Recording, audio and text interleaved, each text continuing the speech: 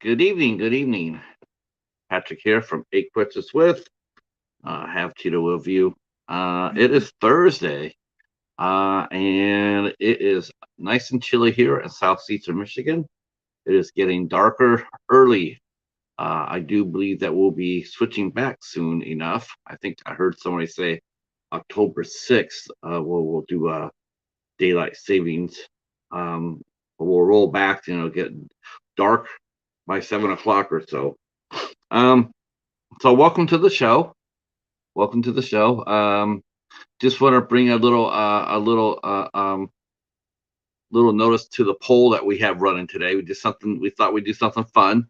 We're gonna ask our friend Echo Zero. He's been reviewing a collection of werewolf movies, and so he's covered two of the movies, and so I decided to help him out by putting the poll up and letting us help Echo choose his movie that he wants to review next. Hi, Bud. How are you, sir? I should say, ladies and gentlemen, how are you? Hope you guys are doing well. We will be having Rebecca Silk as our guest tonight. She is a young actress based in Las Vegas. She's just starting out on her career, and she's actually put together some nice credits. And we will be talking to her about her career and how she got started and where she wants to go with it. I really like talking to the actors or directors or hell anybody who's just starting off on their journey. I don't care what it is. If they're just starting out on it, I'm curious. I really am. I'm always curious. Uh, you know, how do they decide to get to take that journey? Where are they going with it? It's a lot of fun. Hello, Monkey. How are you, sir? Um, Glad you guys are here. Um, so we will be talking to Rebecca, and she is a very nice person, and uh, I'm getting to know her the last couple of weeks when we booked our show together here, and really nice lady, and I'm looking forward to all of you getting to know her a little bit, and she does have, she has social media, so I'll be putting all that good stuff down in the box below after the show, so you guys can go over there and if you want to follow her on Instagram or follow what she's going to be doing next in her career, you can follow her IMDb page. Um, it's funny, we were talking about the IMDb page yesterday with our guest Sarah Nicklin, and we are talking about how it's hard to take the review section of the movie database seriously because of the reviews, and people can sabotage the reviews. And yes, yeah, yep. Everybody in Florida, definitely. I've heard from some of my friends in Florida. They definitely made it through, so I'm really happy about that. I have not heard a whole. Okay, I have not heard anybody. I haven't heard anybody passing away yet. I hope not. I hope everybody is safe. Um, I will comment on the Weather Channel guy. What's his name? Joe Cattione or whatever he is. Jim Cattione. I, they showed him yesterday. He's standing there in the middle of the. They showed him. They called him a storm chaser for one thing. They called him a storm chaser. How are you chasing a hurricane? How are you chasing a hurricane? A hurricane is chasing you. Um, so they called him a storm chaser.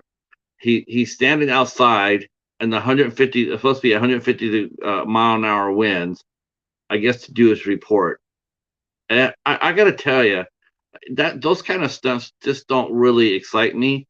And the only thing I could think of was, that damn fool gets hurt.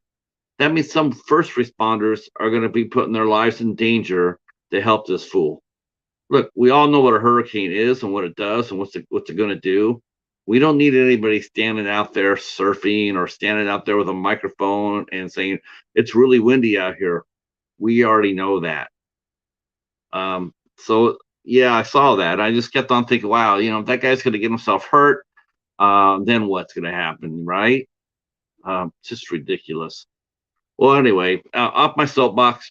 But I was just telling Let's see. Yes, he is not Helen Hunt or Bill Paxton. That's right. He comes across more like Carrie Elway. That's who he comes across more as. Um, so we were talking about the IMDb page about how it's. I don't know. I guess it all depends how you think. I mean, I don't know a lot of people who depend on the IMDb to dictate what they watch and how, like if I need something to watch today. I'm gonna go buy. I'm gonna blind buy this movie. I'm gonna see what the IMDb page says. I mean, I have seen it before, especially with Dollar Tree hunts. I have actually seen a lot of collectors say, "Will buy it." They'll look at a movie, they'll scan it, they'll look at the IMDb, and then they'll let that score dictate whether they buy the movie or not. Which is a real shame because, like we mentioned yesterday, a lot of movies like that they don't get a chance. Indie movies or what have you. I mean, you get like a 2.6, indie horror, you get like a 2.6 or 2.7. And when people see that, they immediately think, that movie's terrible. And in some cases, yeah, that movie could be that terrible. But my experience has said differently. A lot of movies I've actually seen with low scores like that have turned out to be really good movies. um, especially some of the family films. The family films, they always get marked down because fanboys don't like them, so they're going to sabotage them. And or Marvel fans don't like DC fans, so they'll sabotage the DC with the Marvel, the Lord of the Rings. It's just it's hard to take IMDb seriously, but I will say this: it's a great place to learn about actors. As far as if you see a new actor out there, and you want to know what they're about, what the movies they've done in the past, what are they doing in the future, highly recommend IMDb. It's a great place to go. Um, sometimes the actors don't necessarily have a picture on their profile. That's all right. You can just Google their name, and then you can read their credits on IMDb. Um, and then you discover new talent, new directing, new cinematographers, new people doing scores. You know, uh, like I said, new screenwriters. You find a screenwriter and you go like, "Holy cow! I'm going to keep an eye on this guy or this gal." I want to see what they're going to be doing next. So IMDb is actually really fun for that, and I really enjoy looking at it. And I look at all. I'll look at a lot of actors' credits, and I'll go take a look at some of their movies so if I can find them, whether I have them in my collection or like uh, like what I was gonna. Well, unfortunately, I couldn't do that interview this week, but I'll use this as an example. Um, so I was going to be interviewing Ellie O'Hara, and when I looked at her page, her IMDb page, uh, all of a sudden I looked down, and sitting there on one of her credits is a movie that I actually had in my collection. I recognized it, a movie called Tommy's Honor, and I was like, "Holy crow! I've had this movie." Um, and this is so cool. I really, I like it. Like I've already discovered her. I remember her in the movie. I went back and rewatched it, and yeah. So it's a great place to discover new talent. Reviews, not so hot.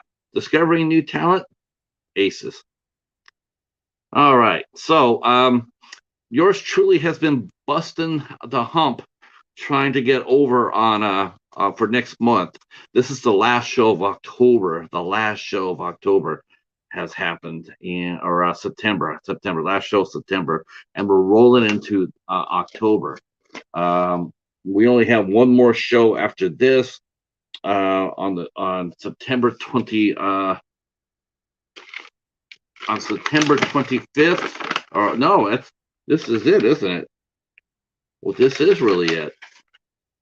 This is the last show of the month. Okay, so October is here, and yeah, we are here in October 2nd. Well, I should say after this show tonight. You know what? That's a good poll right there. So far, the poll is saying It's saying 83% Wolfhouse, 17 for the Snarling. That's about right. I personally did not like the Snarling. I did like Wolfhouse, even though I don't necessarily think it's about werewolves. Um, but I did like it. I did like it. I thought it was fine. The Snarling, I did not like. Did not like that movie. So obviously, you guys know something that I didn't, because you guys are rooting for Wolfhouse. All right. So October 2nd is our first show, or I should say after tonight. See, Cheetah, how's the Cheetah tonight? Warm and comfy. Yes, he is. He has already been sleeping underneath his blanket. He is warm and toasty. Um, it is getting a little nippy here. It's getting a little bit colder than it normally has. So normally we're still like in the 70s, but it's been in the 50s lately. So yeah, he's been going underneath the blanket and sleeping a lot earlier. So October 2nd on the Midnight Hour, or the Midnight Society, um, we will be covering John Wick 3, Parabellum. I'll be joined by our good friend Betty J. Gathers and Anthony from Fever Dreamland Theater. Um, he's also a member of the Cinema Squad, and he'll be our special co-host as well, as we're going to be talking about John Wick and wrap up the trilogy. Um, Obviously, you guys really liked what we're doing with that. You guys have come out and supported it. I really appreciate that. We've had a lot of fun talking about it. Uh, part three everybody seems to be saying, yeah, part three goes back to part one, the first movie, in the terms of storytelling and mood, which is really exciting for me because I really enjoyed the first John Wick quite a bit. But then we come back on the first week of October. We will be talking to uh, on the 4th of October. We will be talking to Joseph Damino. Damino. Oh boy, I'm killing this. If I heard his name, I would know it. Um, Film series next. Well, we're going to be covering on the 9th of October. We're covering Hidden Gems. Me and John Grande from Grande's Graveyard. He will be here on the 9th, and he'll be here on the 9th, and we'll be talking about hidden gems. We're going to be each talking about five movies that we think that people should discover that maybe people have not. And then on the 16th, we're going to be talking Constantine, all things John Constantine. The new movie John Constantine has been announced, the sequel to the first movie with Keanu Reeves. And I know we're doing a Keanu Reeves here, but we're going to be talking all things John Constantine. So I'm looking forward to that. That'll be a lot of fun. Um, we'll have a panel up for that, I believe. Hi, Fluff. Uh, did you catch your Yowzy?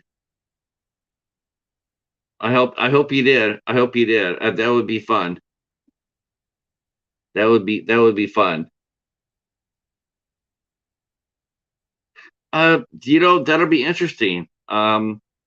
If he does, he's gonna have to come back as like a spiritual aid.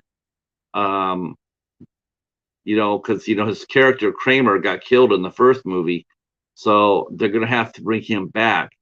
Um, I would love to see them bring back Gabriel, or Tilda Swinton, but because Tilda Swinton is actually playing the devil already, I don't think they're going to bring back Tilda Swinton. I don't know if they will. I just don't see it happening. Um, I don't know how I don't know where they're going to go story wise. Uh, wow. No, no. You know what? I won't judge you. I love it. Yeah. I won't judge it. Hey, you know what? We have Bigfoot. We have Bigfoot here, and then in Canada, the Canada has the Wendigo. Um, yeah, he definitely comes back as an angel in that. I mean, it would be cool if they did that, Monkey, if they actually did bring him back. But his mental state being what it is, who knows, right?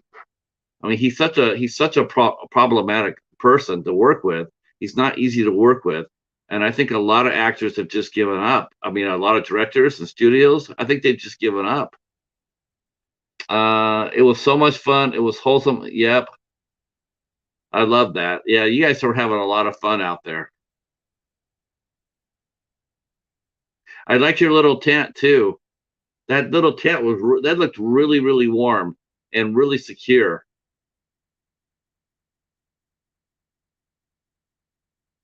But there wasn't any crocodiles in that lake though, were there? That's the only thing I kept on thinking about was that's the one thing I kept on thinking about was like, are there crocodiles in there? I was like, I hope not. That would be no.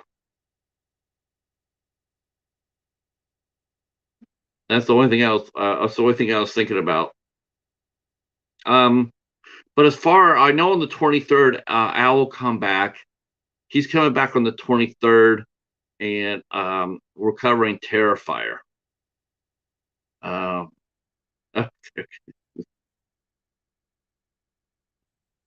good, good. I'm glad you didn't see any.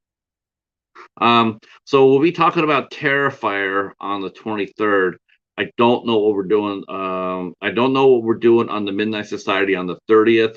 I do know that the IFC show will be covering Hunter x Hunter on the IFC show, and that will be held on Cadaver Club's channel. And then November, I get the pick.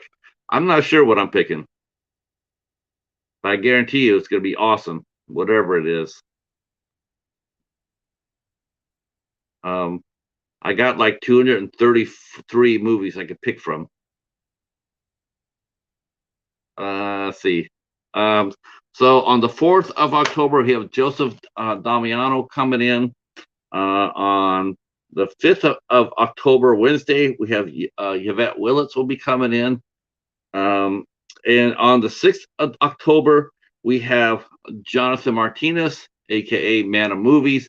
He is another member of the Cinema Squad that we'll be talking to. We'll have talked to 5 out of the 6 of the Cinema Squad, and I hear November we'll have the last one. Hey Chadwick, how are you? Oh, well, I've been sort of slumping. As far as the chat goes, I have not had very many people in the chat for these interviews, so I got to rethink what I'm doing. I'm doing something wrong here.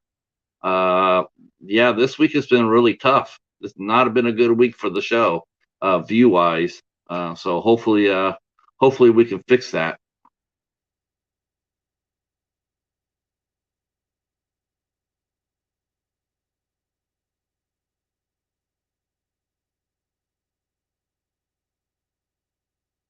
Um, Rebecca will be here shortly. She was driving in home from work, so uh, yeah, I got a good lineup. I actually do. I'm really happy with the lineup. I'm really excited for next week because I got in Joseph and Yvette. I got two actors, and Joseph's also a DJ. They are just starting out. Like we're talking like just starting out. They're just taking their first steps forward. And I don't know why, but that's exciting for me. I really am happy I'm happy I booked both of them. It's going to be a lot of fun to talk to them and hear their thoughts about the process and yeah, and where they're going to go and what roles they want to play and how they got into it. It's really going to be a lot of fun. Um, yes, I saw that. Your channel's gonna be blowing up here once you post that new content. Everybody's gonna come over and check that out. That's for sure. especially the the Yowzy videos. I went and read about that. That's so much fun. And I discovered that there are just people in Australia, just like we have in America. They truly believe that we have a Bigfoot. In Australia, I mean, in Australia, in Scotland, they really believe that there's some sort of creature in the Loch Ness. Um, I don't know if they still believe it's alive today, because Nessie would have been. God, Nessie's the rep. I think the story of the legend of Nessie's been around for a long time. So, and there hasn't been any sort of recent sightings of Nessie.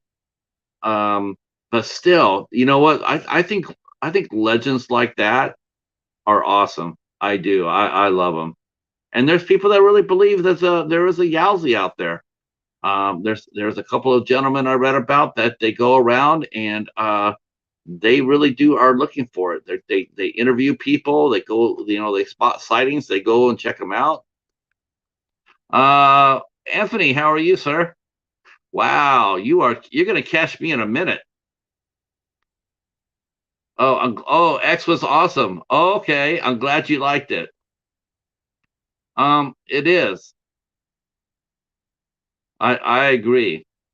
And the way you and your friend were covering the show, covering the Yowzy hunt, that was a lot of fun. I told you I told you the secret, right? That if you want to attract the Yowzy, that they're a sucker for s'mores. That's what I heard. I heard that Yowzies are suckers for s'mores. If you have chocolate bars and vanilla, or chocolate bars and marshmallows and graham crackers, they will come running. Uh, hey Hobbs. Speaking of Hobbs, so the midnight hour will be on after our show tonight, at about 10:15 or so. It will be held on Katie's channel tonight. I think they're talking about. I think Katie told me that they're getting ready to talk about the Spooktacular. That's going to be happening next week, starting next week. So that's what I asked her. What were they going to be covering? And she said the Spooktacular. So that's awesome. It's going to be fun, and all things Halloween. Oh, you roasted marshmallows on the twig. See, that's why you were able to see the Yowzy, Fluff. Yes, man, that's exactly why you saw the Yowzy. Yowzies are they love s'mores. Just telling you what I read. Um, so the second week in October, uh, our second week in October, we are starting off with an artist. Maureen Dowd and her husband will be here. They are both artists, and also they're also in film as well. But Maureen is known as a artist, and we'll be talking about her creativity, her process. It's been a while since we've had a dedicated artist on the show, but it's not for the whim, for the want of asking, because I've asked a lot of artists if they'll come on, and they're sort of like authors. Artists, they're sort of shy. that's, that's one thing I've discovered. They're sort of shy. Artists are sort of shy. Authors are sort of they're sort of shy too. But we'll get them out there. We're gonna keep asking. And Maureen Dowd will be here on the 11th. On the 12th, we have the Buds. The Buds Files will be here on the 12th. So I'm really happy about that. They're a family of three, and they are wanderers. They are explorers. They are adventurers. They drive anywhere and everywhere to look at stuff that's new and exciting. They drive North Dakota, South Dakota. Uh, no spectacular this year. Man, I'm crushed. I'm absolutely crushed. If we don't have a spectacular, I am totally ruined. You got to have the spectacular. At least do the questions. You can at least do the questions. That's the fun part about the spectacular. It's not anything else. It's just the questions. Oh, did you like the poll there, Echo? See, look at that. See, so your next movie, so you can't just blame me.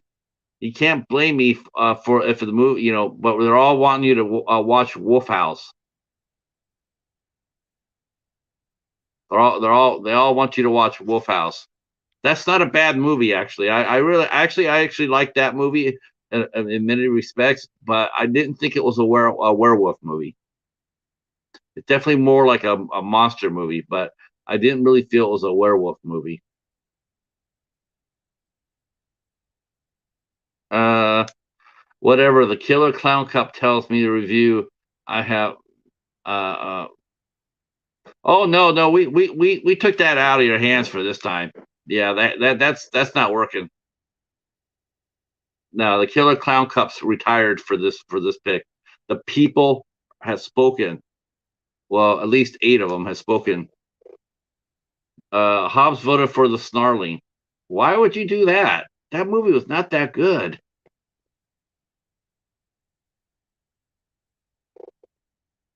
Yeah. Well, you know what? Hobbs also would have voted for Werewolf Island too, Echo. If that's any cost, it's actually give you any hint about that. In fact, in fact, where did I get that? I think I got that. I'm not sure if I. Hobbs, did you send me that? Did you send me that? Maybe it was Casey. Either you or Casey sent me that 4-pack. It's not that bad of a movie. In all honesty, Wolf House is not that bad. I just didn't think it was a werewolf movie. I would be interested in seeing what you think about it, though. But I didn't like the snarling. I just didn't.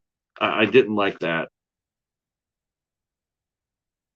But that werewolf, that was definitely Dustin Ferguson territory with that movie. Holy crow! I mean, they managed to put an hour and a half onto that movie, but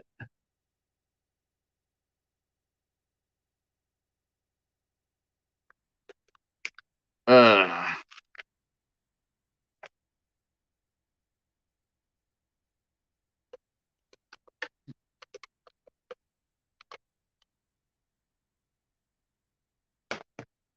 our guest will be here shortly. She had to drive home and get ready, so I don't. It always makes me nervous when I interview someone from the West Coast because I start at 8 o'clock here and it's 5 o'clock their time. That means a lot of times you've seen here that I've interviewed some people who've actually have talk to me from restaurants or their cars or the beach, coffee house on the West Coast because a lot of times they get off work and they drive home. So it's like it's a bit of a struggle for that, and I really do appreciate when I do get guests from the West Coast. Um, no, that's not there wasn't even a werewolf in it, Hobbs. There's not that Werewolf Island was just like it's just like American Scarecrow. There's no scarecrow in it. Yeah, that's right. You know I'm right. Ew, that movie is terrible. Yes, it is a real island. Dog Lady Island is a real island, and it is off of Monroe, Michigan. Yes, but that movie was it was a woman with a dog face. I know. You know what? Echo. When I saw that, I thought I got the wrong movie. I thought I was watching a Sarah Jessica Parker movie, and I had to double check to make sure what I was watching.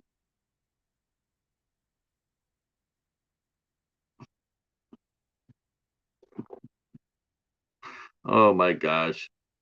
Wow, Wolfhouse is absolutely crushing it today. Um, Yeah, but you know how that goes. Echo with Wild Eye. They and other distributors sometimes they'll change a name or a cover, to get people to buy it. And it's sort of the only thing I will say about that is that Wolf House is not a bad movie. Cold Ground is an excellent movie. Cold Ground is the best movie on that 4 pack by overwhelming. It's a really good movie. But the rest of the Wolf House is like a C, and the other two are Fs. I'm doing good, sir. Been doing good. Well, I was doing good until Hobbs told me that there's not going to be any spectacular. So I guess I'm boycotting Halloween this year. If there's not going to be any spectacular, I'm not celebrating Halloween. That's it. Um, how much did you pay for it, Echo? Did you pay $5 for it or $3.74? I actually had that at a Dollar Tree. I saw a couple of people pull it from Dollar Tree. But collections are cool, man. I mean, a good film collection is definitely worth its weight in gold. I mean, I love those collections like that. Do a Cheetah-ween. Like maybe like in November, Cheetah-vember. That could be. You could do Cheetah-vember.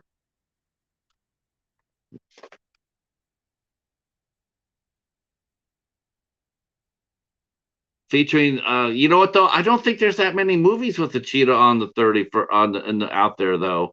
I do know there are a few movies with cheetahs out there. I mean, you have pet or Zootopia has a cheetah. There's a Disney movie called Cheetah. um yeah, Wonder Woman 84 that had a cheetah in it. um I don't know, that's a really Yeah, you know who did that recently? Not that long ago. I want to do that, but I'm going to wait till 2023 to do that because Gory did that. Gory B movie. She did a whole show on cat horror. So that wasn't that long ago. So I'm going to put some distance between her show and then I'm going to do it next year. It's one of the things that I definitely want to do. Yes, because I definitely want to do cat related horror. But yeah, I didn't. Jeez, I'll be honest with you. I did not realize there was all that cat horror out there. I mean, there's movies with cats in it, but cat horror. Um, I am doing a show for my To Be Tuesday. I am doing a show uh, called Tucker's Witch, and I'll be covering that starting next Tuesday. Next Tuesday, I am going to be putting up a To Be Tuesday. Well, actually, I think 2 weeks. Yeah, there is Echo. Definitely,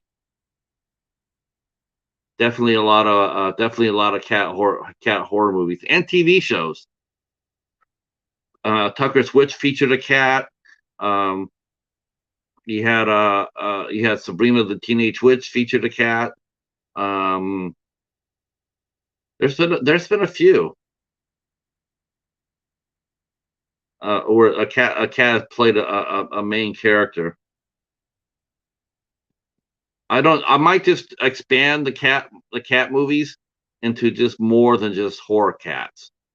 I reviewed a movie called Ghost Cat before.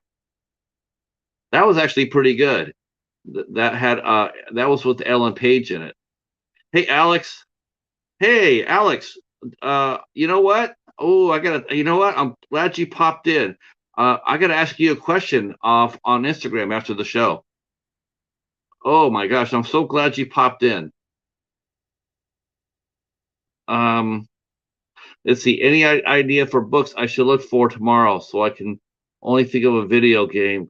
Um, You know what? I know who I recommend. Honestly, I would recommend Preston and Childs. Echo. They wrote the Pendergast series. Highly recommend that.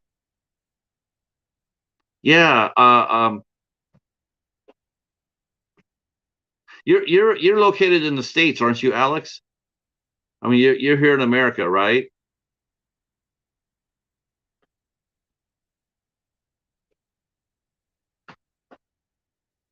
Um, Oh my gosh, I forgot to mention one of the guests coming on.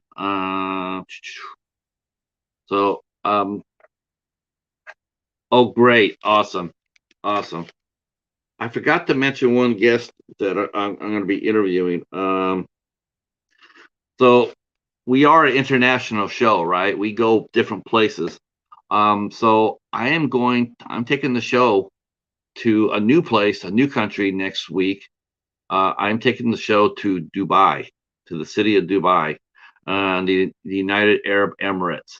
We'll be interviewing a fashion model named Pooja. Oh boy, let me see if I can get that name right. These are the things what happens when you do international shows. You have to make sure the words. You have to make sure you're getting the words right.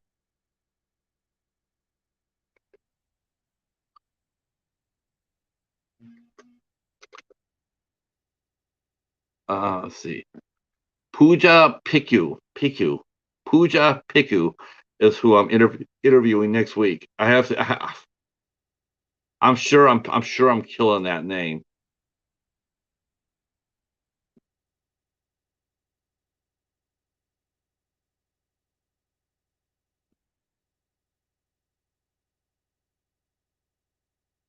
Mm.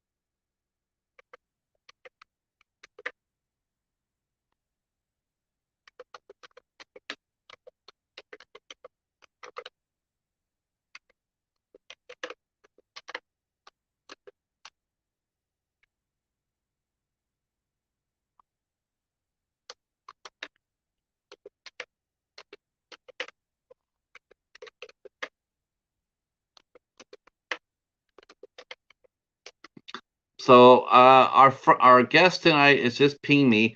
She has been fighting her allergies. She's coming. She's gonna come, but she's got allergies, and so it's causing her some trouble. So we might have a smaller show tonight. Just letting you know. So we'll see how she feels, how she sounds. We'll just get. I just want you guys to meet her, and we'll just talk to her just for a little bit, and I can just reschedule her on a little bit later. But I definitely, I just told her to come on up because there's heads here, there's people here waiting for her. So we don't ever want to do that. Don't ever, if you do press, sometimes you just gotta power through, and yeah, sometimes it happens. Um, Allergies are a pain in the ass.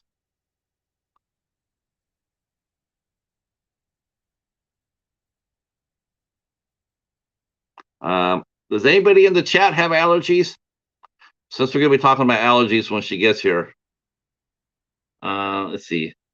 Yeah, that's awesome, Alex. I'm so glad you're here because I definitely am. As soon as the show's over, I'm gonna be pinging you. So you got allergies, Echo. Yeah, I'm allergic too. I'm allergic to the dyes they use in shampoo.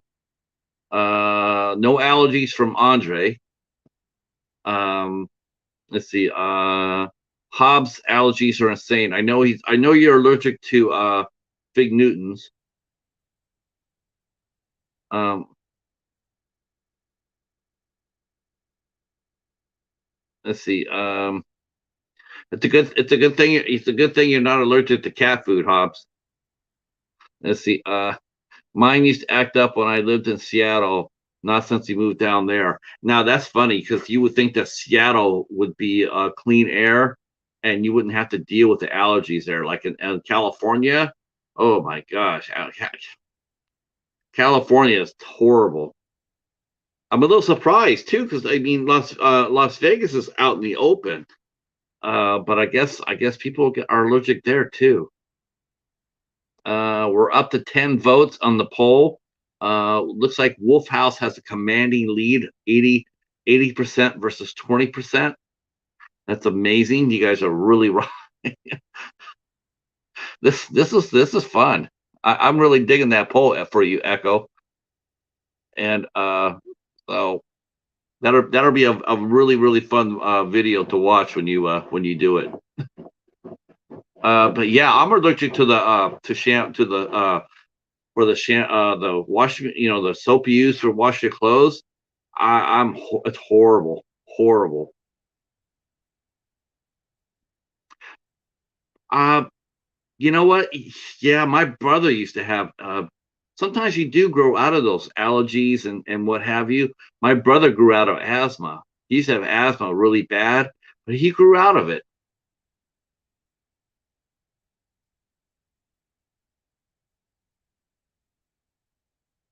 Yeah, yeah, no, no, I totally understand that, Echo. Yep, I won't have no. You can actually sit there and yeah, but I mean, I'm being straight with you this time. I knew I knew I was pulling your tail when I told you that Werewolf Island was good. I knew that, but that because that movie's just that movie that's a Dustin Ferguson type movie. Um, it's just not very good. Um, let's see. Yes. Yeah. You know what? It doesn't really affect my hands. Like my hands are so nasty. This my hand right here. My psoriasis is so wicked on this. Um, but this is it's the only place I have it. And I have to use perfume free soap too.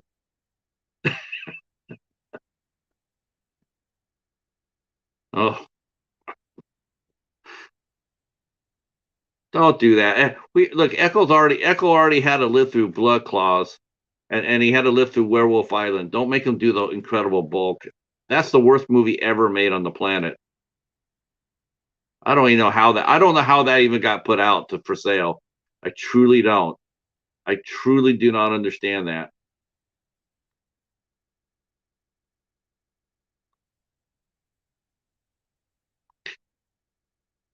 Some people have reviewed that movie. Some people have.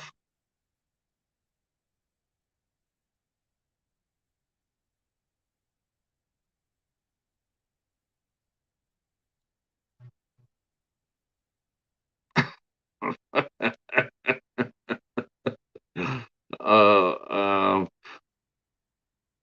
so three more next year, and then you're done. Are you gonna try to put that out, Chadwick? Are you gonna try to release it for home release? And do you think that filmmakers should do that? Do you think that they should? Uh, she's coming. She's in Vegas, so she's coming. She's been dealing with some allergies, Casey, but she is coming.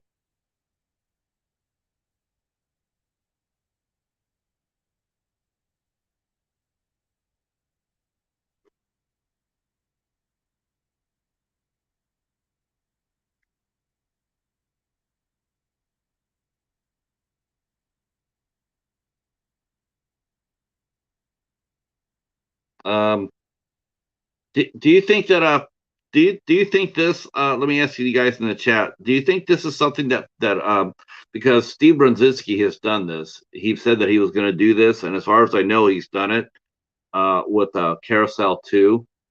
He didn't have a distributor, so he said he was going to be selling it basically from the back of his car. Do you think that's how filmmaker? You think that's how it's going to be for indie filmmakers going forward? Like they do for musicians. Musicians will go and order up 1,000 CDs to make, um, and then sell them at different shows. Do you see that with independent filmmakers doing that as well? Selling small batches of their movies.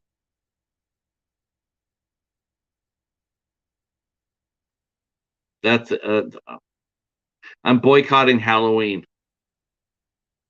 I'm boycotting Halloween. If there's no spectacular, I'm boycotting.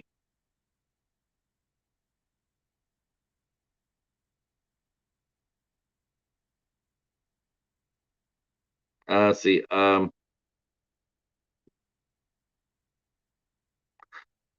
Children don't play with dead things. Isn't that the? Isn't that a Argento movie or Fulci movie?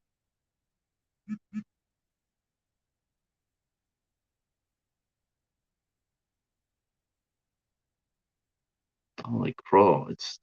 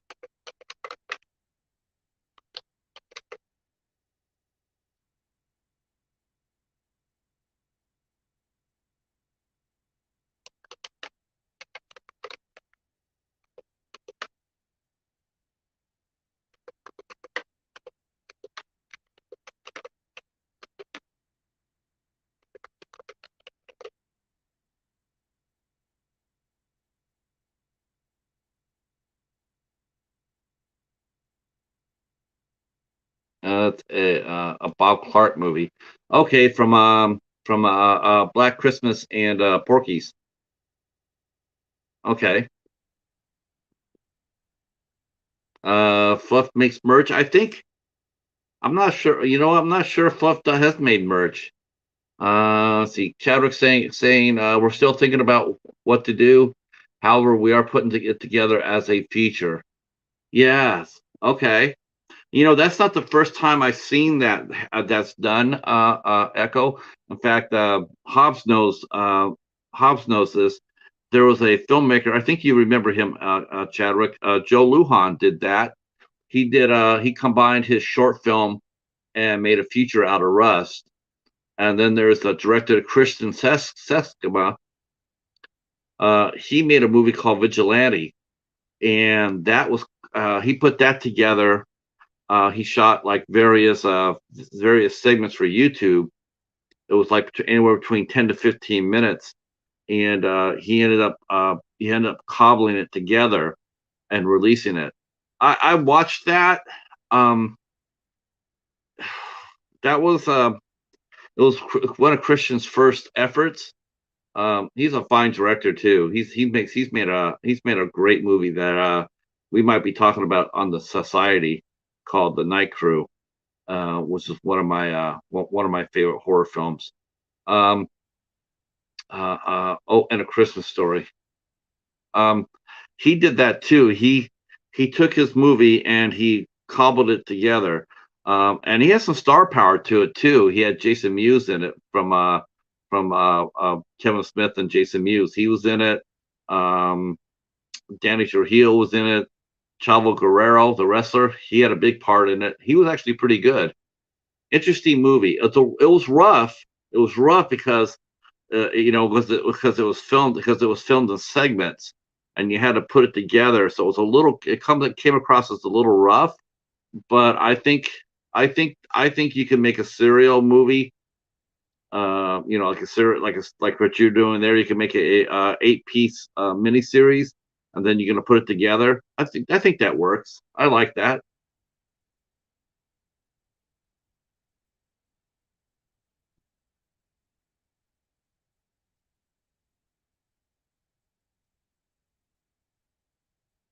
Um,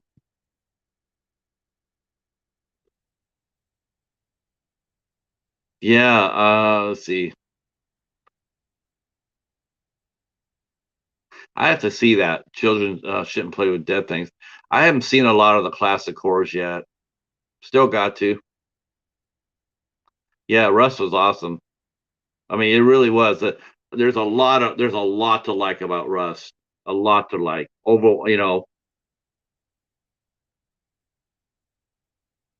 Um. So let me ask you guys this. Let me ask you guys this, because I really am curious. Do you consider? Do you guys consider the Saw series torture porn? or do you consider it a suspense series? Is it torture porn or is it suspense? A thriller, a suspense, or do you think it's torture porn?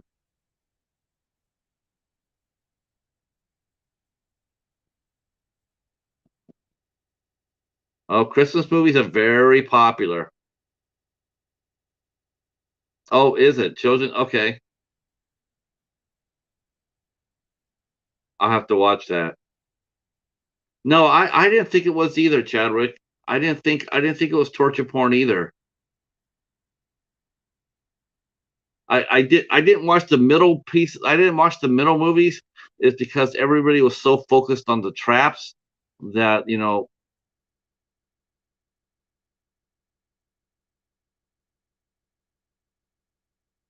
yeah, I could definitely see that, Monkey. Hob says it's definitely torture porn. Yeah, I just didn't see that. I think the bigger question about Saul though is it's not whether it's about the torture porn or so. It's about John Kramer's morality. I think that's the biggest question.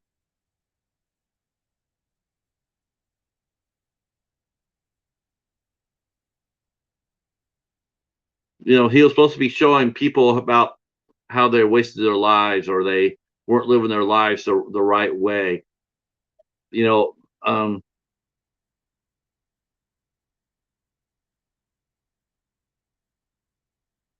yeah. See, Casey, it's exactly how I looked at it too. I thought the first three movies were great. I thought the first three movies were great, and I thought Spiral was great. Now, I have not watched the middle ones. I do have to catch up with the middle ones, but that was the point. That was like that's what I did. That was my big concern was that everybody was going there. Whenever a new Saw movie out, that's the first thing that people were talking about was the traps and not the story, because the original story is really interesting and it raises a lot of questions.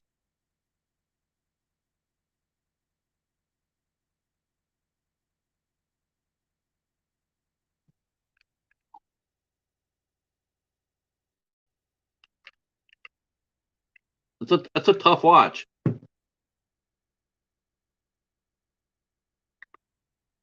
It's definitely a tough watch.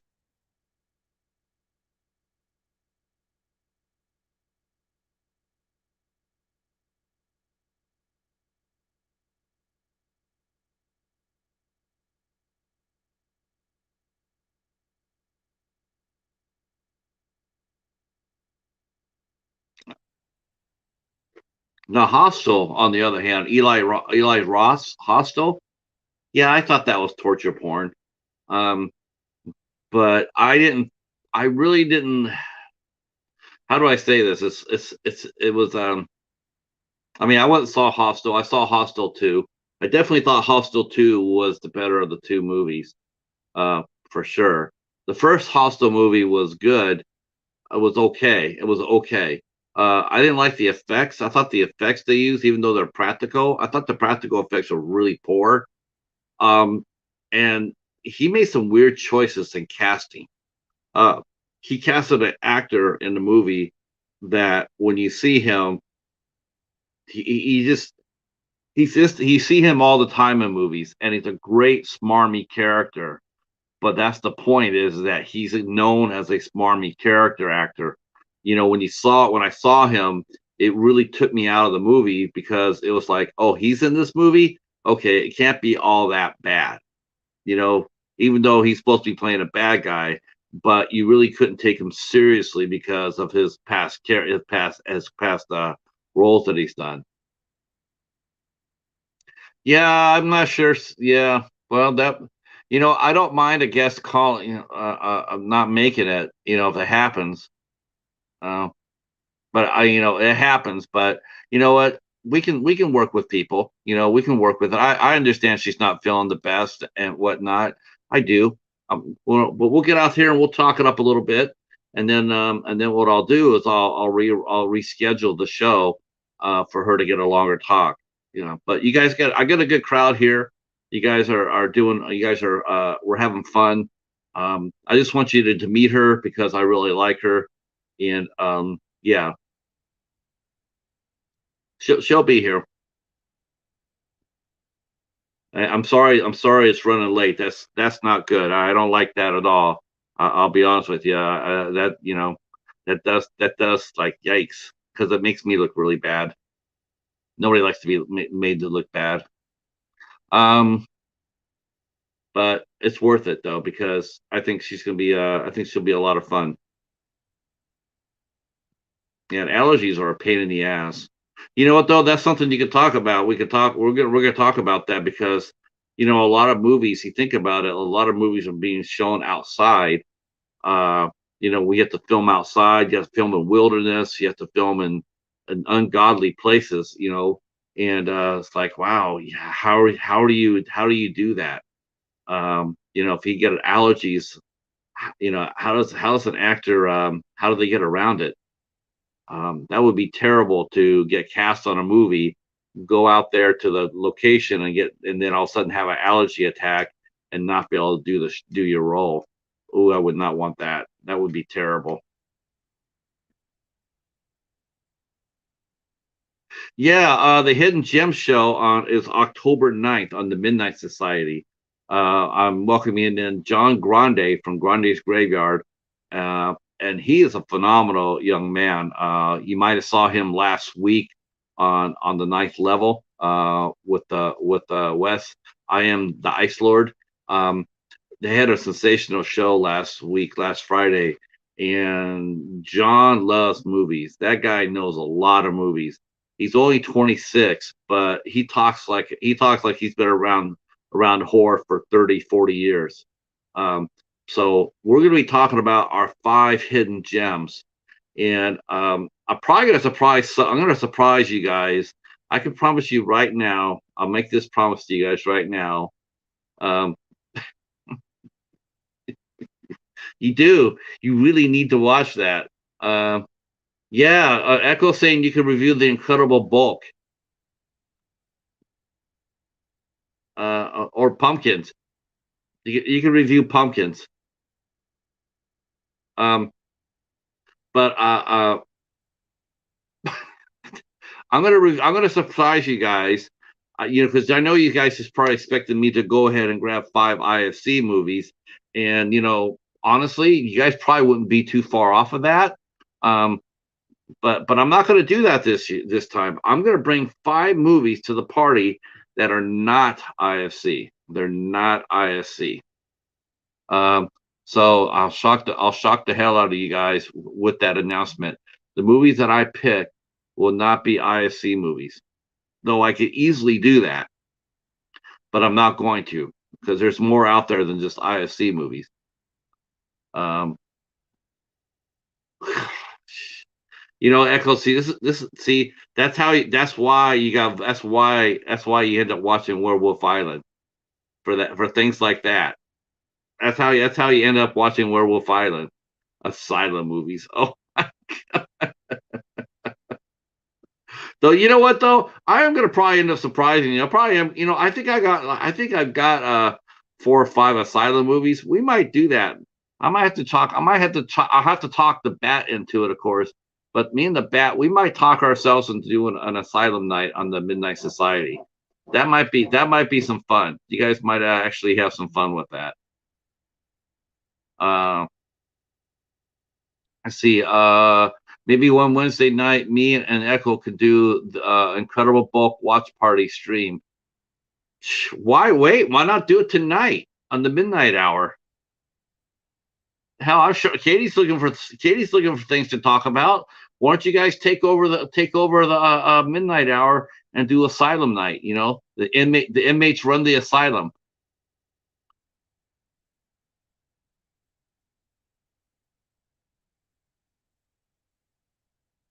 What Asylum movies do I have?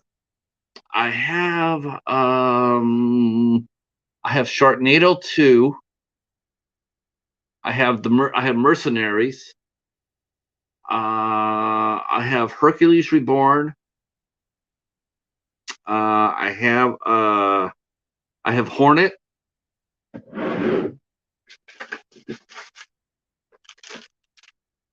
and I reviewed Hornet for my Dollar Tree Theater. I do have this. This is on Dollar Tree Theater Echo. So I reviewed Hornet for that. Let's see. I got all right, boys and girls. Enough of that Asylum stuff. Let's bring in our lovely guest, the Vivacious, and give it up for her for overcoming her allergies to come hang out with us. Please welcome Rebecca Silk.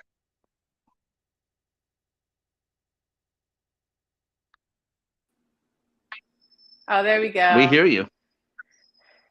Yeah. Yes, my allergies. I did not expect it. I thought moving out here, I was going to run away from it, but it caught up back up to me. How are you doing today? Doing good. And you know who you can blame for that? You can blame our friend Echo. Oh, He really? has, yeah, he brings the party everywhere. Oh, really? Yeah, my bad, but I think I feel and sound okay. So, No, you um, sound perfect. so where are you and how is it over there? I am in southeastern Michigan. Oh, Yeah, I'm in southeastern Michigan, and wow, everybody's saying hello. Everybody's saying hello, Rebecca. That's awesome.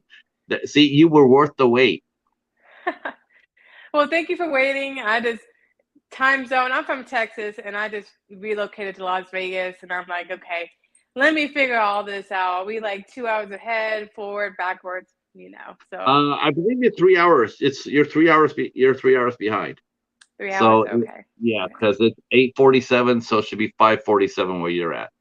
Yes, that is correct. Yep. Uh, not that we don't mind, because it does happen. No, you sound great though. No, And yeah, absolutely. I don't know what's I am sorry about that. I am sorry you are suffering from the allergies though. That does suck.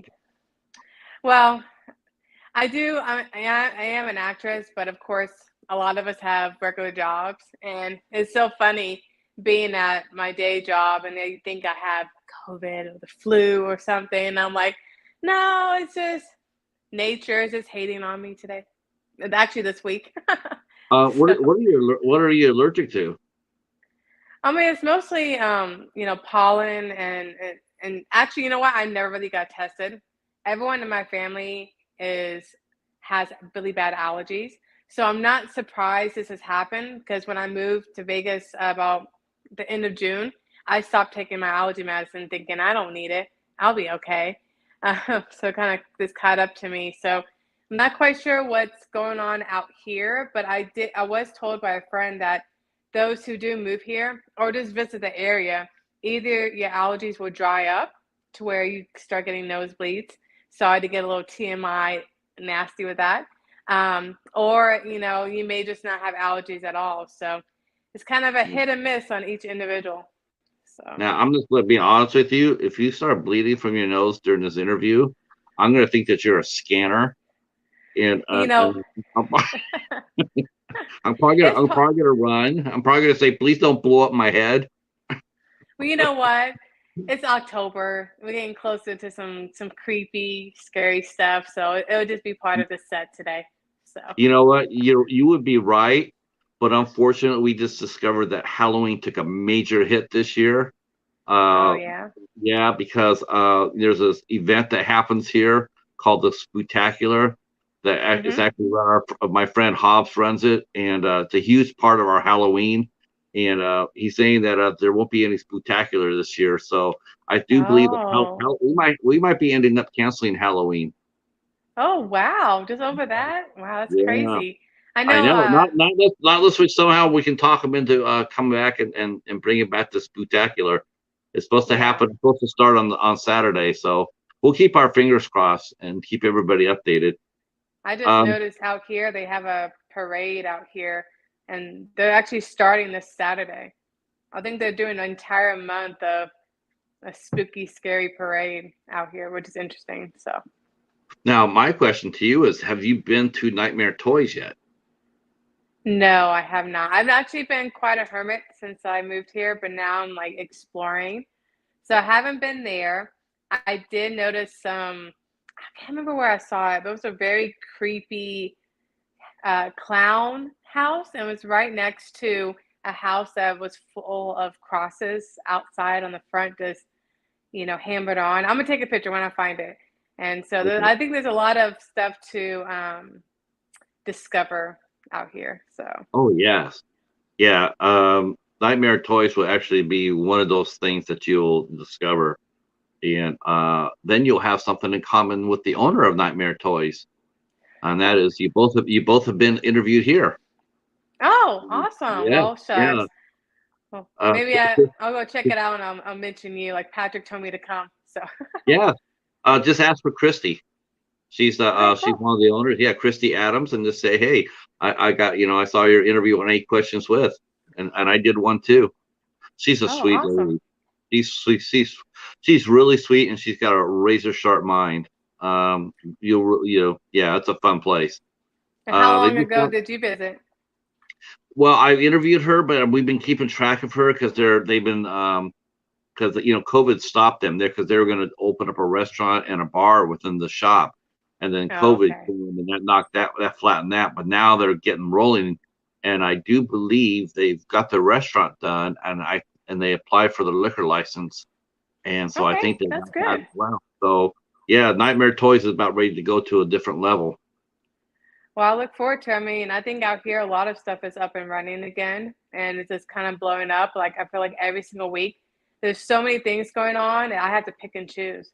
So I'll definitely make sure that it will be my number one location to do. Probably if not this weekend, next weekend to check it out. Yeah, Las Vegas is it's a happening place, isn't it? It's really I've interviewed several artists from there, actors and such, and it's really blowing up out there, isn't it?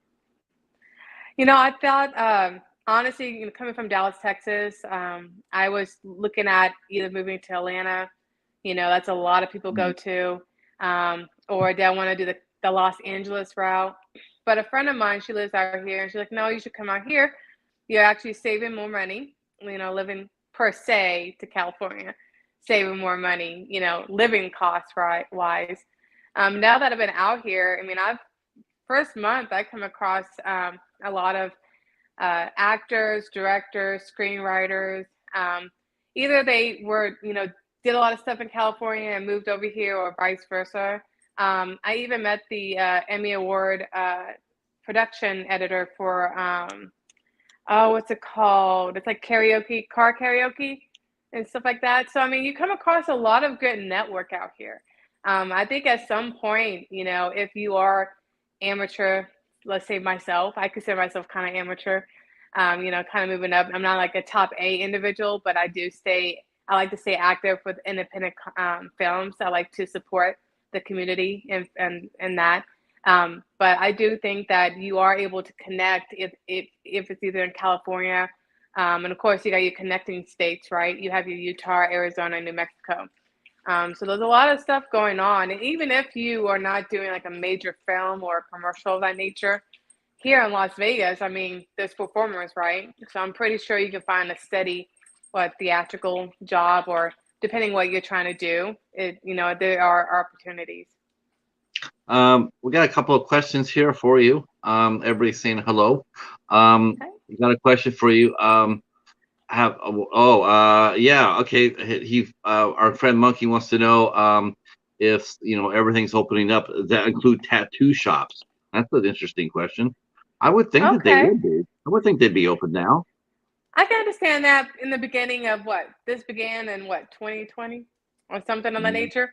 I think yeah. back then I understand why they may have like pulled back on it, but you got nail salons and they don't care. They're trying to make that money. So yes, out here, tattoo parlors, they are wide open. I've seen a lot of advertisement going on Facebook and Instagram trying to get new individuals to come out. Excuse me. I've also seen tattoo, maybe brand new or not brand new, but they're actually offering free tats on these groups to come out to Las Vegas. So if you're trying to get a tattoo done, yeah, come on out. I don't see anyone stopping anyone out here. Wow. No tattoos for you though. No, I actually don't have any tattoos. I am a clean slate, which is funny. Every time I get auditioned for like a film or like modeling gig, they always ask me how many I have so they can cover it up.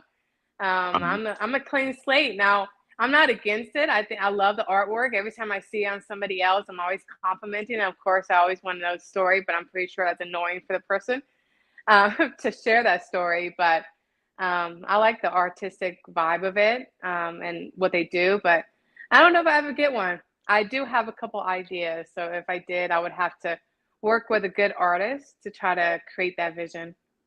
I think if you did it like on your around, like the lower half of your leg or your foot or area around there, somewhere where you're not going to be filmed a lot, I think that would probably be a good idea. Because you see people all tatted up, and then you see them in makeup, and you see them having to do every day. They have to get made up, Hmm. and it can be just a pain. It's a It'll be long a pain. day. And then on Yeah, top of that, you got to make sure you don't sweat it off. yeah. So that is very true. I actually was thinking of I have high arches on my feet because I used to wear jazz sneakers all the time. Before I became an actor, I was a musician and then I went into dancing. And so I did think about maybe doing the arch of doing that. And it would be like I forgot what it's called, but I've seen it around. I haven't seen many people have it on them, but it's a cross and then it's the heartbeat and then it's a heart. So it's basically, faith, hope, and love and kind of thing. So I have thought about doing that on the foot. So Let's see. Hey, Nine, how are you? Glad you're here. Glad you're here. Those who can share us out, if you would like to do so, that'll be awesome. Thank you so much. So you were born and raised in Texas, then? it's a suburb called Garland. It's about east of Dallas. That's about Okay. 30 minutes from downtown Dallas. I lived there basically all my life. I did leave for like a few years. I lived in Midwest states for a little time. Like I went uh, after I left Texas, the first city I went to was Iowa. I don't know if it was the best decision. It was 2 hours south from Chicago, so we got the Chicago storm and the snow and everything. Um, I basically lived in a very small town, which I think would have been great for a horror film. The main usually around town you see squirrels everywhere, so I feel like they were like the number one person controlling the town. But in the town, you would only have a gas station, a Subway, and a Dollar General. And we also had I guess a factory that actually killed the turkeys for the Subway, which wasn't great sometimes for the smell once in a while. And the only way to get to this town was to go through a cornfield. So it was instead of hunting for deer, you most likely were going to hit the deer. Oh boy. But it was West Liberty, Iowa. And then I lived in Kansas City for 2 years. I got to work. So outside of work, I'm a recruiter. And this depends a variety of positions. But in Kansas City, I worked for the Chiefs. I worked a Oh, lot nice. with uh, veterans. I love helping veterans, and helping them find a job and police officers, firemen, any kind of service kind of thing. But Sure. then I was like, what do I do next? Do I go to, um, you know, Las Vegas, Now Florida? were you now were Yeah. you trying were you acting in Kansas City? I mean West Liberty, I I can understand being a like little thin. um, I actually hooked up with Talent Models, Kansas City section uh, out there. They had me doing lead modeling, lead G modeling, but I actually connected with Baron Redman. He's a really good director, film writer there. And we did a pilot scene for it's kind of like a crime cop show. It never really went anywhere for that pilot, but I know he's working on another one. But I really love how he edits it. We filmed that in the snow and the cold. I don't know how cold it was, but I had to borrow my friend's jacket. And he's from Germany. That's how cold it was. Um, Wow. but we're filming in a very dark alley. We got dead bodies out, and just kind of doing a scene. So it was really fun doing that. So I did do two films when I was out in Kansas City, and then I just came back, and then I think I got back to Dallas in 2019. And since then, I've been heavy on just doing independent features. It just really depends. I did a horror thing and then kind of did more. All of a sudden, I got into like the Christian industry. I never thought I would do a Christian film. Nothing against it. It's just that if you look at my resume, I've done Pot Zombies 2, which is like a horror Yeah. adult film, and all this other stuff. You never know what kind of project you lead up into. So I think the faith-based movies, that's an interesting genre. Doesn't really get talked a lot about. Really, well, especially with all these heathens in the chat. Um, but because we're all horror fans. But I've watched my fair share of faith-based movies. And what's funny is like when I watched them, there's two ways. It's just like horror. Faith-based movies are just like horror films. It's yeah, like drama. You have your independent films that are made for no budget, and then yeah. you have your it's the same thing. Um, it didn't used to be like that. It used to be just all independent. You had the Kendrick brothers, Jefferson Moore, um, you know, and the movies that they were making were really from the heart. And then Hollywood saw that and they wanted a piece of the pie, and so they jumped into that. Um, It, it's usually a show you probably watch for what, Christmas or Thanksgiving, right? Those kind of films. Now you got Tubi, and you got Netflix or Amazon Prime, right? Bringing out more local writers and directors creating films and kind of putting it out there. So that's what we did for Dry Places. Excuse me. It's a Christian film based upon a marriage and doesn't really work out right, and just having their ups and downs. And I just play like a best friend to the wife, but they're using that platform to try to get more independent features out.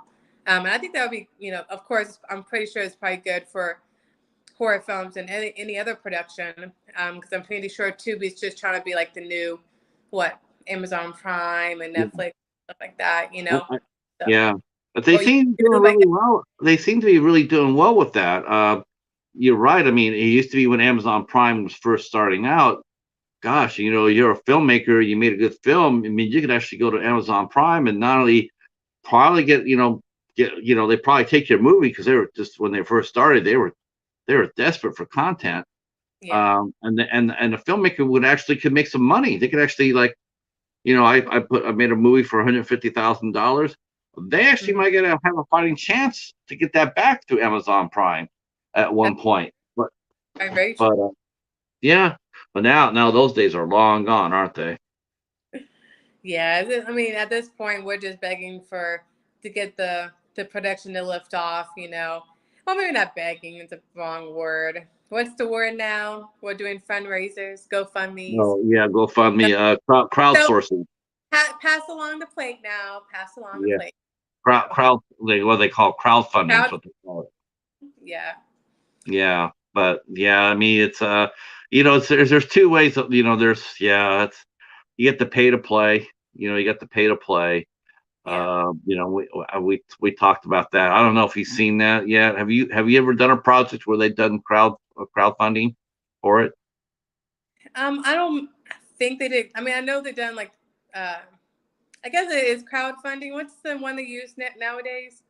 Um, I know they use Indiegogo and they go yes. fund me. Yeah, Yeah, so that's the one. Like for example, the film that's wrapping up, Passages of Nexus, that horror film.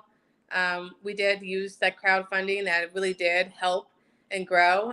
But we didn't just request money, and that's all you get.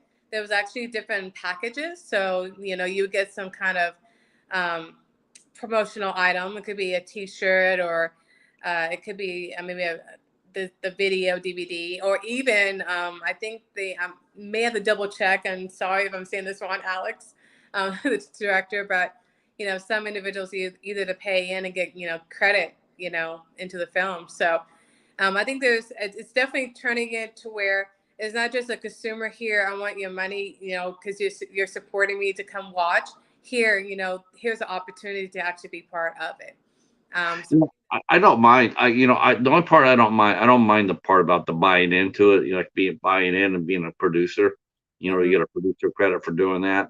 I have no problem with that. The problem I have, and kind of I've heard about it a lot. In fact, we've actually have interviewed a lot of people. We talk about this.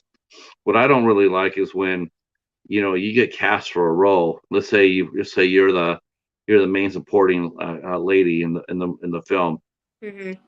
Here I come, and I pay $250 for a producer credit, but but if I pay $500, I could come in there and share a line with you, or be in a scene with you. That actually brings up a deja vu. So when I first started out, I mean, I'm sure we all start off somewhere as an extra and so forth. And I auditioned for the TV show Salem out in Shreveport.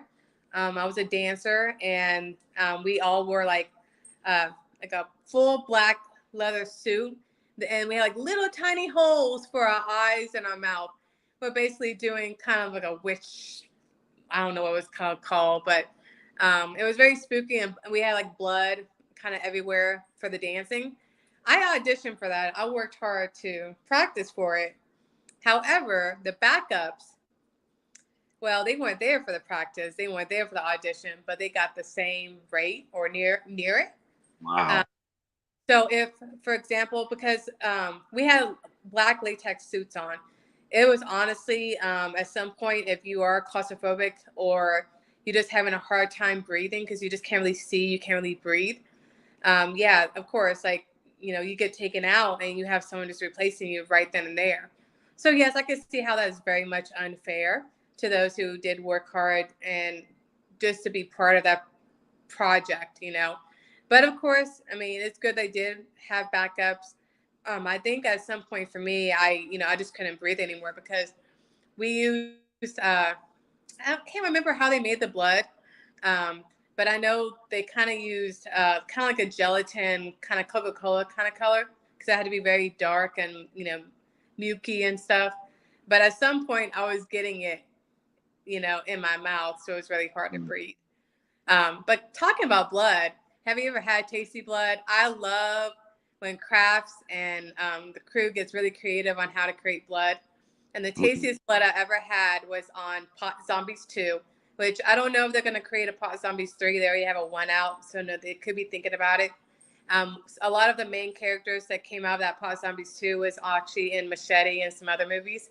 But in that production, we actually used red velvet cake Oh, actually create the blood. I was like, put it on me. You can put it all in my mouth, put it yeah. everywhere.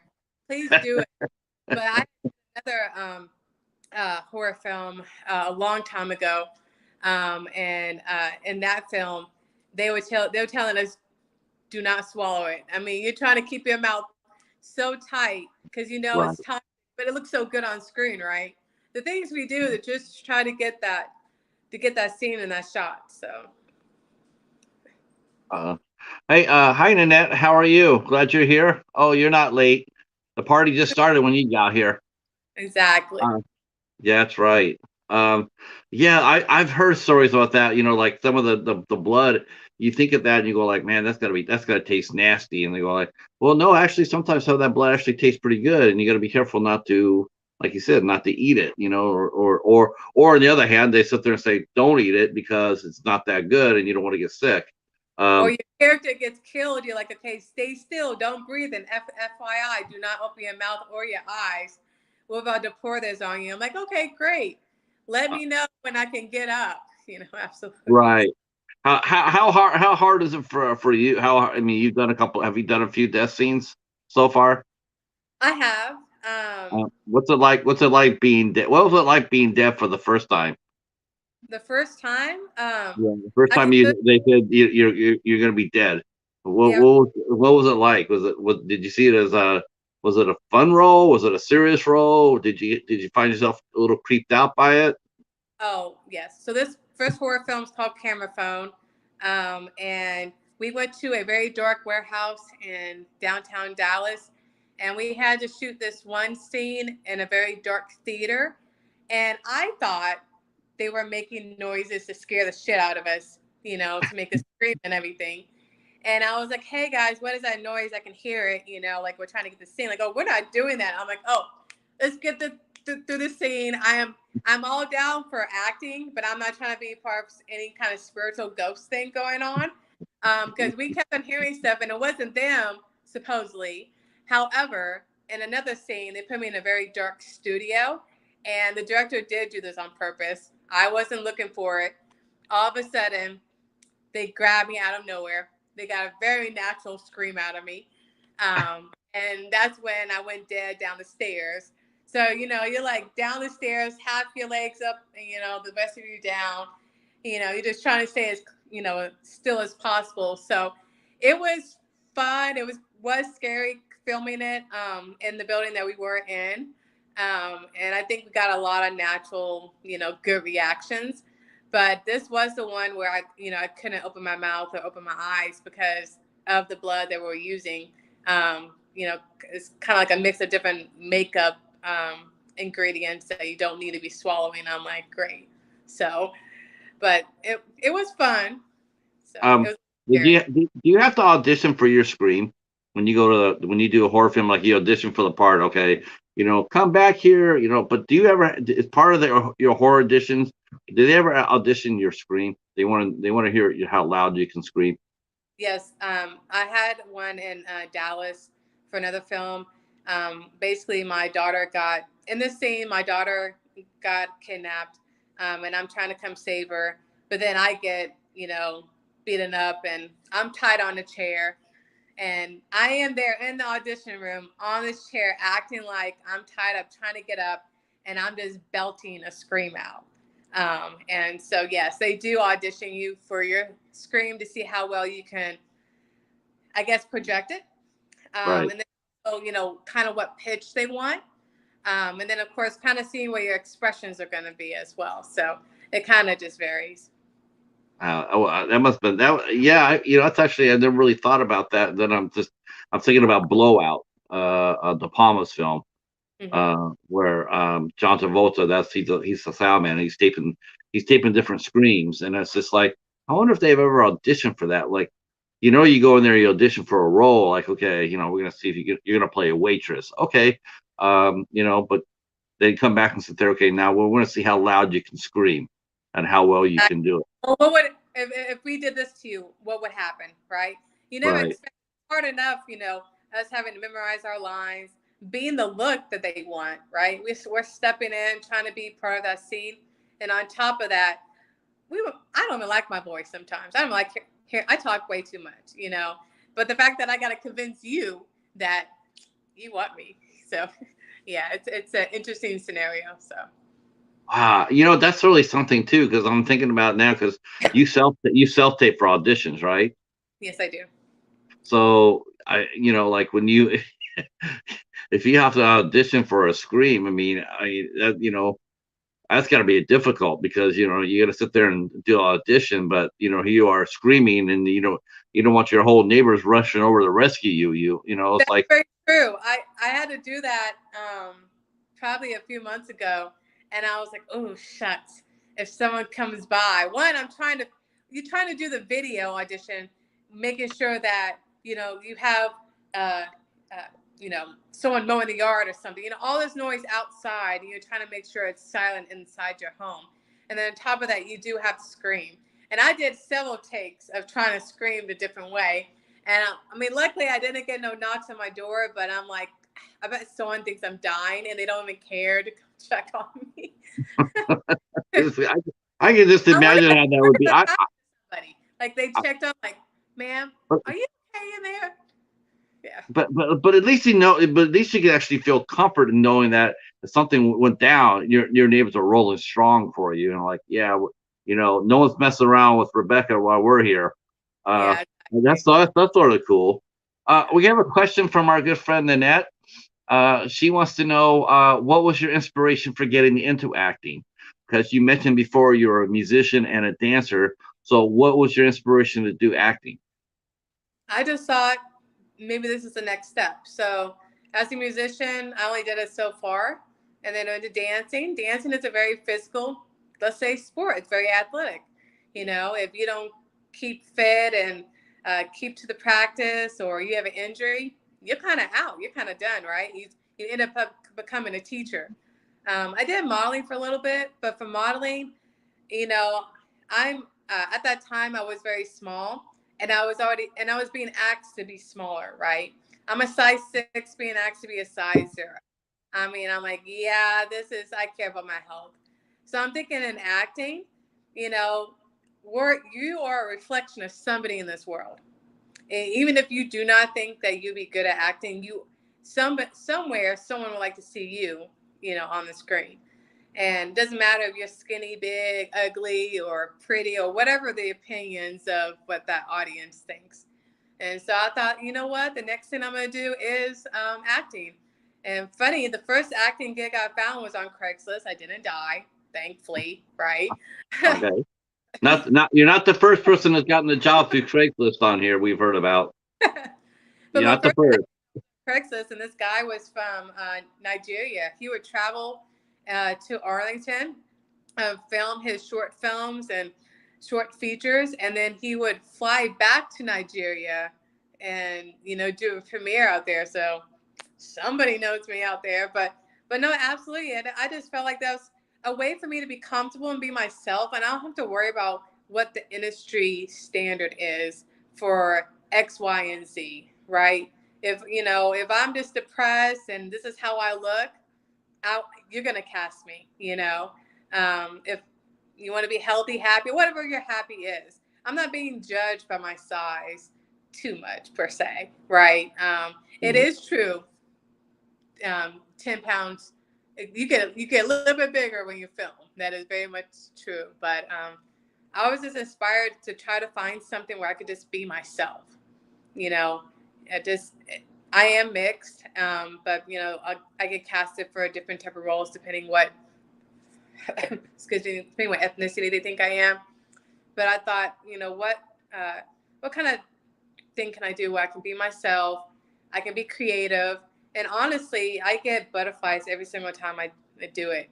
I feel like it's such a challenge just to open myself up and get out my box. And so my motivation, inspiration is just wanting to be myself, and hey, it kind of works out a little bit. So, What genre of films do you like to work on the most, and which ones challenge you the most?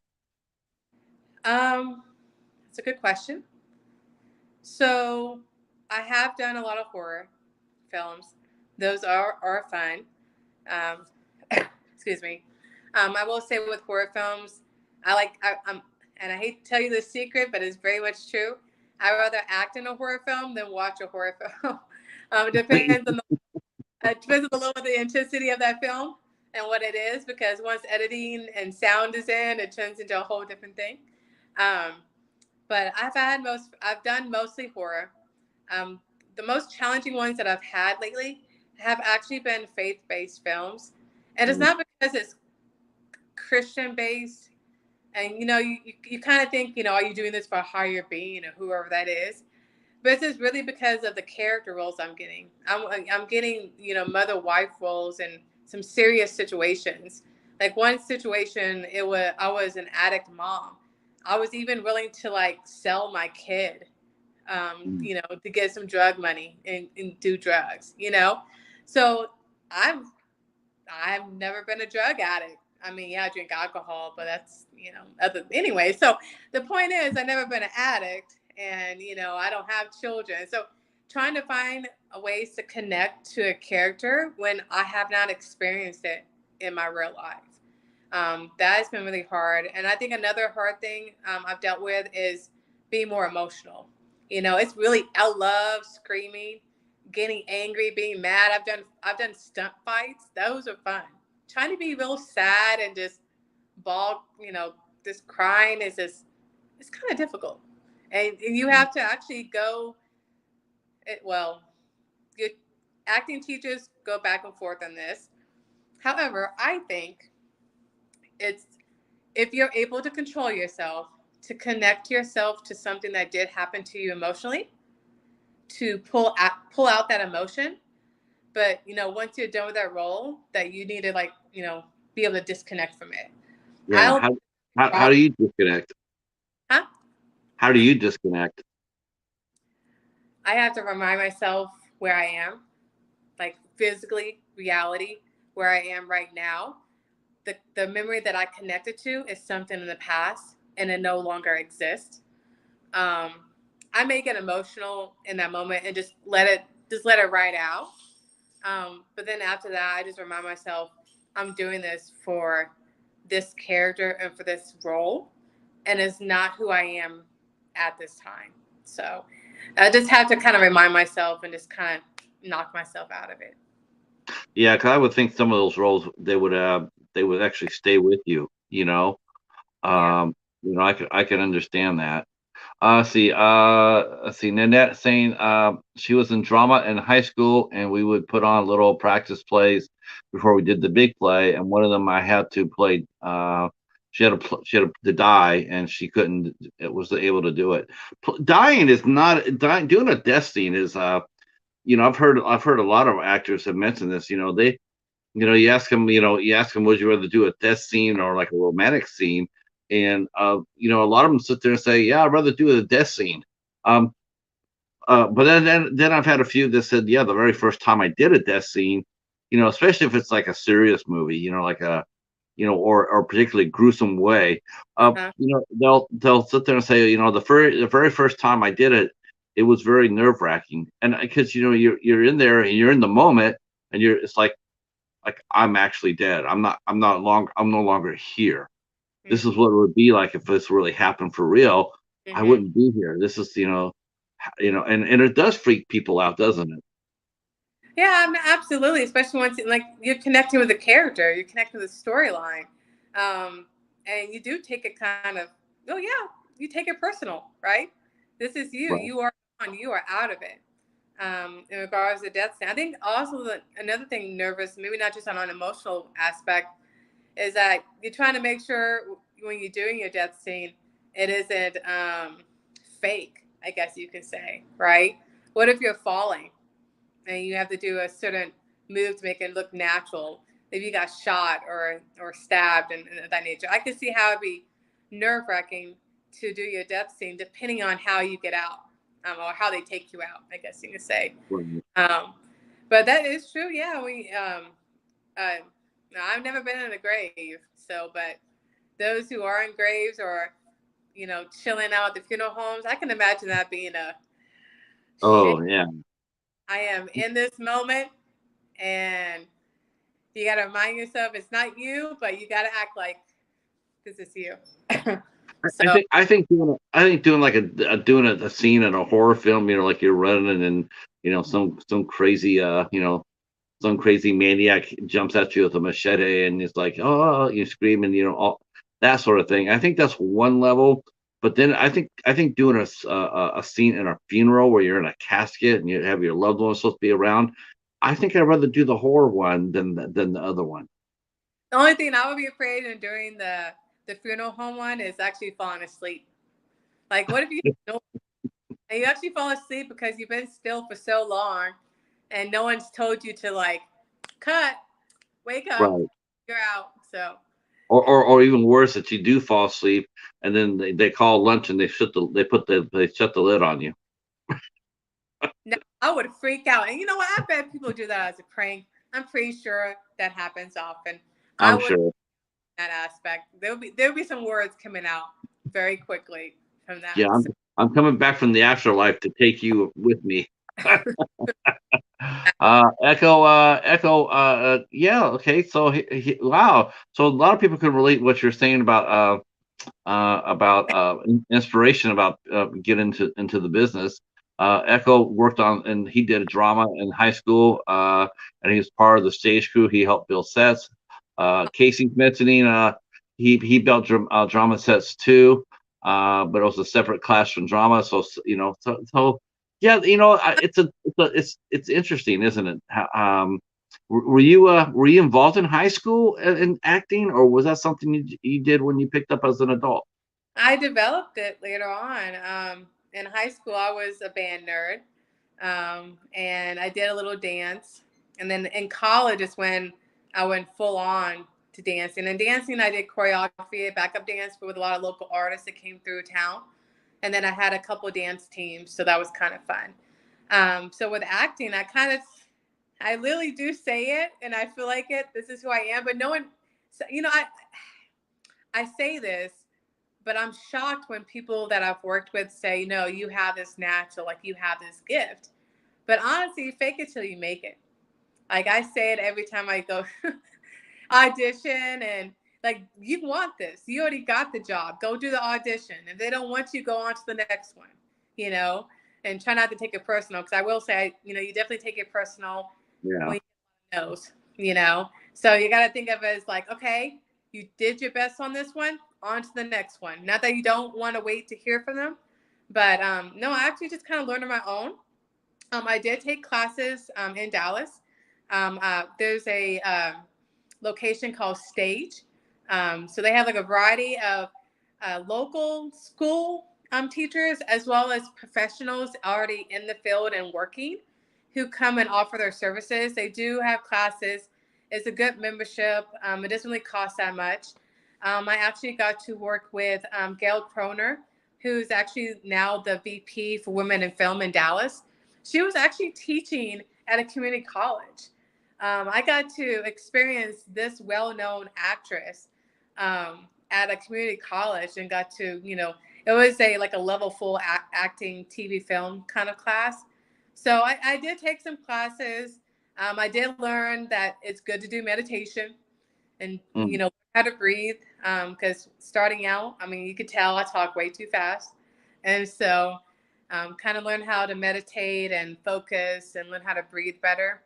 So later on, I started looking for those classes. Look for those community colleges, look for those local studios that are offering those classes. You may even come across some, free ones, just kind of kickstart. So definitely look at meetup.com and definitely try to network in your community. Yeah, it's funny because we just had we talked to a young lady earlier, and she's mentioned how she got into her acting, and what she did was she volunteered at the theater. Rose Bianco, who's Awesome. one of the cast members of Cobra Kai, she was saying how when she started out, that's what she did. She went to the theater and she volunteered. She started working on the Absolutely. she got to learn everything. I'm an advocate. I hear people. I mean, I hear a lot of people get asked that question. I hear people even here they'll ask that question. It's like, how do I get a start? And it's just like, wow, just if you can take classes, yes, but if you necessarily That's correct. I like how you said in the chat that people are, helping with setup, maybe helping with makeup, maybe helping with, costumes. Those are traits that you need to have as an actor. When you are not working, go sign up to be a production assistant. Go hmm sign up to be an AD. Go work in a crew. You'll experience the back end of how everything is created. It looks great on your resume. Just FYI, make sure you keep your crew work separate from your acting resume. hmm But it is really good for connection, network, and getting involved. Because before I even took acting classes, I started doing extra work. I wasn't getting paid. I'll be in the audience, doing a commercial or movie. Later on, yeah, I got a little pay. That's kind of how it works in extra work, depending on which state you're in, you're getting whatever the rate is. But let's say you're getting paid $80 for the entire day. Yeah, that's the entire day of your time. But the amount of network you or meeting with people doing the same thing as you, keep contact, keep those relationships because it can lead you on to the next one. When hmm I did Salem, I was a dancer. And then they started looking at my face and they thought, she kind of looks like she could be like a double stand-in for Ashley Madikwe. She was one of the witches in Salem. I moved on up, and then I started like connecting with the writers and the crew members, the actual crew members who are building the sets. They're the ones who are saying, "Hey, FYI, we're gonna go to Baton Rouge to go film this one. we're going to go to New Orleans. We're going here. So honestly, I think the best way, if you don't, you know, out the gate become an actor, that is okay. Go be involved in something else, because a lot of these actors, I mean, for myself, I like acting. I may never, be a writer, maybe a coach or something of that nature. But a lot of them become writers and directors. You end up finding where you are supposed to end up. So definitely just be involved in your community and try it out. Yeah, I thoroughly agree with that. I think that's one of the best ways. It's one of the most affordable ways too to get your toes in the business. Mm-hmm. Um, now, you mentioned about like the faith-based movies being your biggest challenge. How are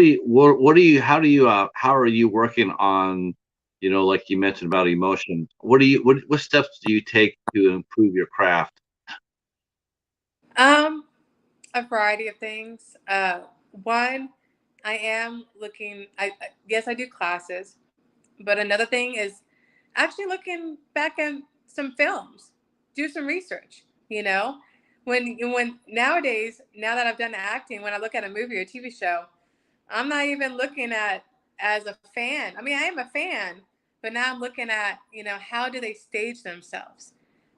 How do they get to the point of that emotion to get to that character? I'm just watching, because everything that you watch on TV, I mean, that's your class right there. Really watch how they deliver the lines, how they present themselves, how they do their characters. So that's one way I do. For my faith base, yeah, I do believe in God, and I do pray, and I try to connect it somehow with my character. Like, what can I find about this character that I can find in myself to try to bring out that emotion. So I look at those things, and then also I do a little reading and just kind of read a variety of books. But I would say a lot of it, I'm a visual person, so I do like to watch films and kind of study it, and then I do like to connect with my colleagues. So I would find somebody to say, "Hey, do you want to practice a monologue? Do you want to practice like a random scene or something of that nature?" Practicing with someone else, as well as yourself in the mirror, does work. But I will say, if you can find someone, even if it's your parent or your neighbor, after so much practice, you're going to realize, what tone you need to be, where your facial needs to be whenever you do your lines. We have another question for you here, from our friend Annette. She wants to know what's your favorite thing to do backstage, while on set. Like, so I'm an actor and I'm backstage. Yeah, I mean, is there do you like do you talk to your fellow peers? Do you go off by yourself and work on your lines? Raid the craft table? You're always gonna have to go by the craft table. I will say lately what I have been liking to do. I do like to go over my lines a little bit. I may walk away just for a little bit to go over my lines, kind of refresh myself. Of course, I am changing into my next outfit. I could be changing my hair, my makeup, or whatever that nature is. But once I feel comfortable, I do like to watch what my colleagues are doing. I like to stand behind the cameraman, and I like to see what he's filming. Um, and I like to watch the crew, set up and get the scene together.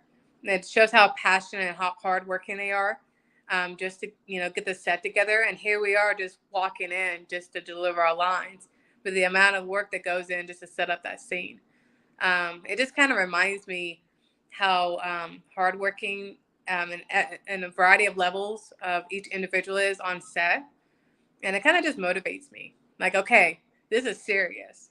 I need I need to make sure I know what I'm doing before I get on there. So it kind of varies, but I will say the one thing I do is enjoy watching others do their work.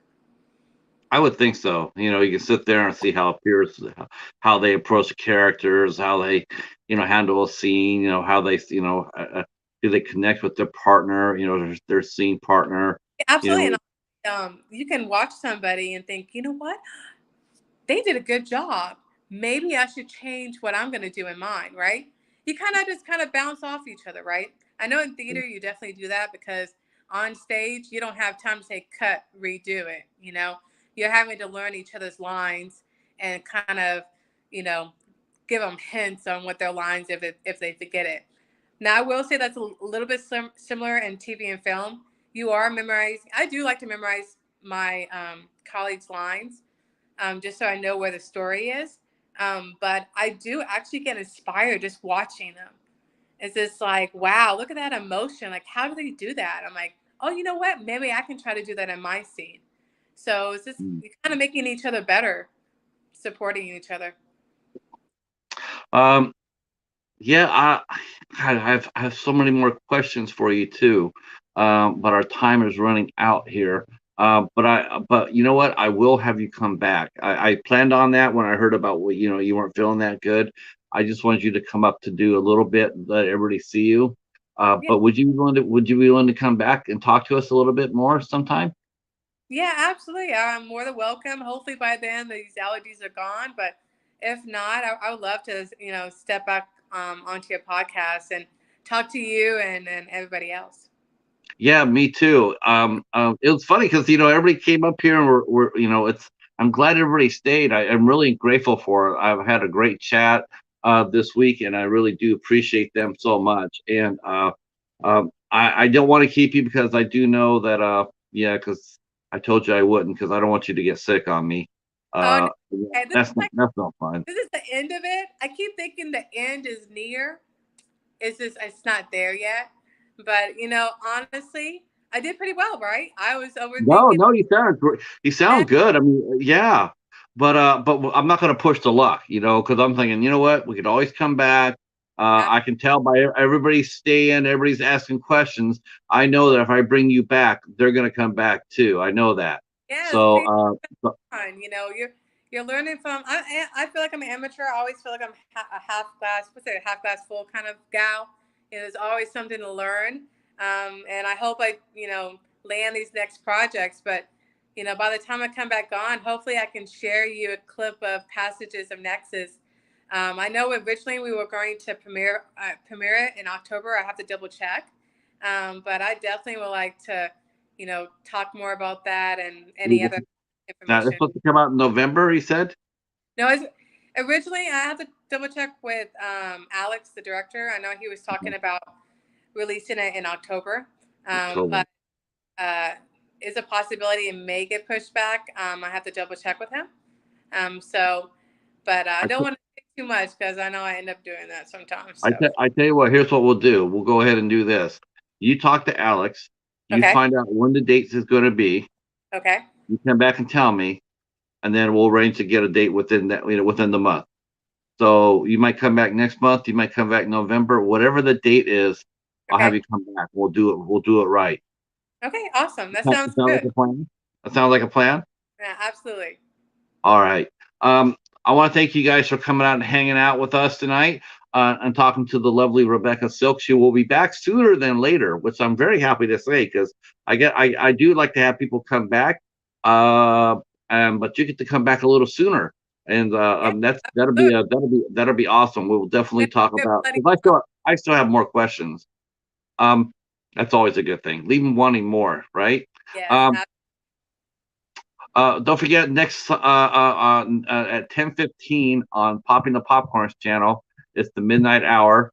That's where we're gonna go and officially hear about the end of Halloween. Halloween has been canceled, thanks to our friend Hobbs. No spectacular this year. Next Sunday, October 2nd, the Midnight Society is picking up the flag, and we will be here at 8 o'clock Sunday. On the second, we will be talking about John Wick 3 Parabellum.